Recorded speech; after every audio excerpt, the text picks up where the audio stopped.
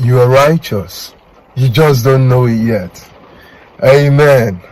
Listen, I'm already excited, So, guys, first of all, I want to welcome you guys to Prince Nana Ministries. So much is going on. God is really, really doing so much with us, with the work that He has bestowed in our hands. Amen. So we're going to start an amazing series. Listen. Don't miss this series at all. So this series, it's titled, You Are Righteous, You Just Don't Know Yet. So I took this title from my first video, because the first ever video I made is You're Righteous, You Just Don't Know It Yet, So, but yeah, we'll be dealing on righteousness. Amen. Righteousness. By the time we're done, you know that you're righteous if you're in Christ. So basically, I grew up hearing or not being able to call myself a righteous man. I grew up not being able to be confident that I'm actually righteous. I grew up to think that righteousness had to do with all of the things I did and all of the things I didn't do. So it was, did I do this right?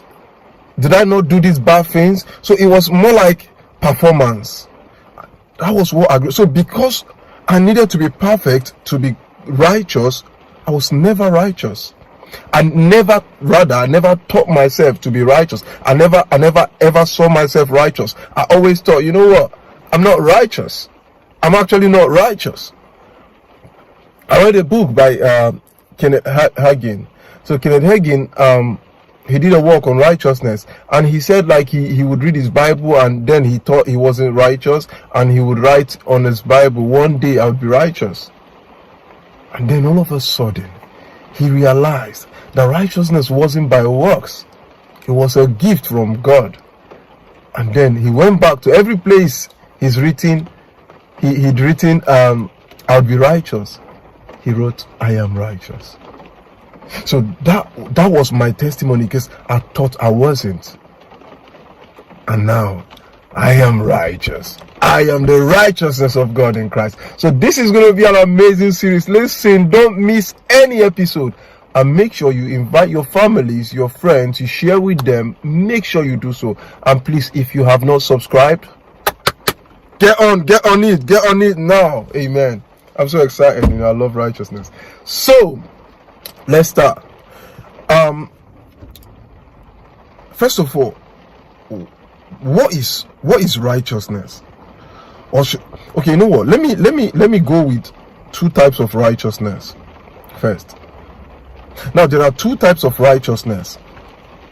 There is the righteousness by the law, the one I knew, the one I was taught.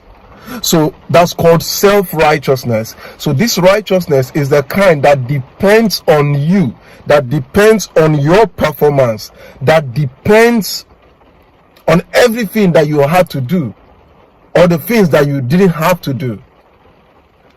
The self-righteousness. And then there is the righteousness by faith. I call this the God's righteousness. So this righteousness has nothing to do with you, but has everything to do with God. Has everything to do with God.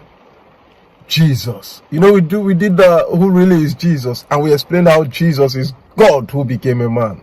We dealt so much in that. I don't even want to start that anymore. Now, so the God's righteousness, I'm so smiley because this is amazing. Yeah, the God's righteousness is the righteousness that has been given by gift because of the sacrifice of Jesus. See, we're going to open up all of this, right? We're going to open it up big time. Now, we've got these two types of righteousness. However, this righteousness are applied in three ways. So this was one of the conference we did, the Ignite conference. This was a while ago in 2023. This one, 2023. Yeah, we did this conference. Now, so the application is in free form. So now there is the application of righteousness by works as the law. Remember, there are two types, but it's applied three ways. Now there is the application of righteousness by faith. So that means you see believers who believe they are righteous by the law. So they try to do everything concerning the law to keep the righteousness. And then you see believers who they know righteousness by faith, and they try to make sure they do stuff by faith. They believe in only the sacrifice of Jesus, and that accounts unto them, or puts in their account, righteousness. And then we got the third category. So this category are the ones that combine both works and faith. Now, I would say in the body, these categories, I would say they make up the larger percentage. Now, I've got no they are right, but from my personal, interactions with people, these are the categories. So they believe they are saved by grace through faith.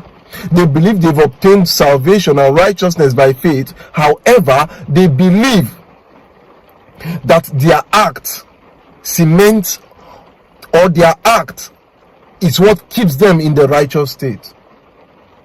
For me, I would say this is the most dangerous, because the ones by law, they believe it's them. The ones by faith, they believe it's Christ. And these ones, they believe it's their work. They have to add their work to the work of Christ. So for this category, the work of Christ is not enough. So they have to add their own work to supplement the work of Christ. Amen. Amen.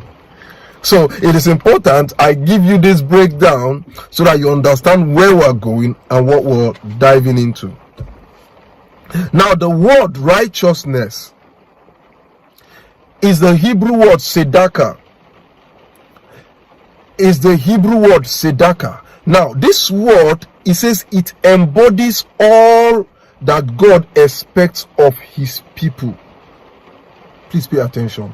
Now, Tzedakah embodies all that God expects of his people. I'm just giving you this background. Episode 1 and 2 or so might just be background, and then we'll start seeing the scripture. Now, so Tzedakah embodies all that God expects of his people. That means God has expectations from his people. So now, the man who is able to meet all of God's expectations is declared righteous. Make sense? Now, this is in the Hebrew. Now, in the Greek, the word righteousness is the word Dikaiosune. So this word Dikaiosune actually is a character or quality of being right. This Dikaiosune is an attribute of God. In fact, Dikaiosune is whatever has been appointed by God to be acknowledged and obeyed by man. That means all of God's rules, all of God, all of God regulations, or all of the things God desire. So when it's acknowledged or when it's obeyed by man, that man becomes righteous. Now, in Matthew chapter 6 verse 33, it says, seek first the kingdom of God and his righteousness, and all other things shall be added. So he says, seek first the kingdom and his righteousness. Now, that righteousness there is the sum total of God's requirement. The sum total of God's requirement. So God has a requirement, but that requirement needs to be kept perfectly.